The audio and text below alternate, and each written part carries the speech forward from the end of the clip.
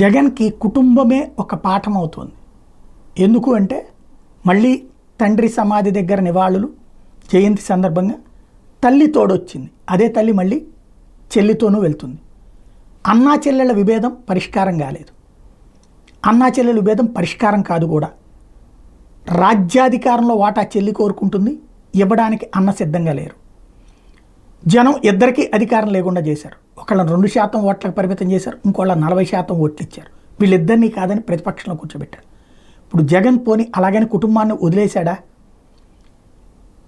మరొక సోదరుడైనటువంటి, అంటే రక్త సంబంధం అని కాకుండా వరుసకి సోదరుడైనటువంటి అవినాష్కి వాల్యూ ఇచ్చాడు కాబట్టి సొంత చెల్లి కాదండి.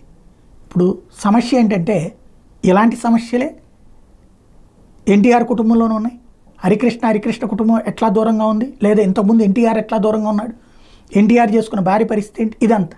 కానీ ఆ చర్చలో దోషుల కింద సమాజం చూసేలా చేయగలిగింది మీడియా, లక్ష్మీపార్వతనో లేకపోతే హరికృష్ణనో వీళ్ళని.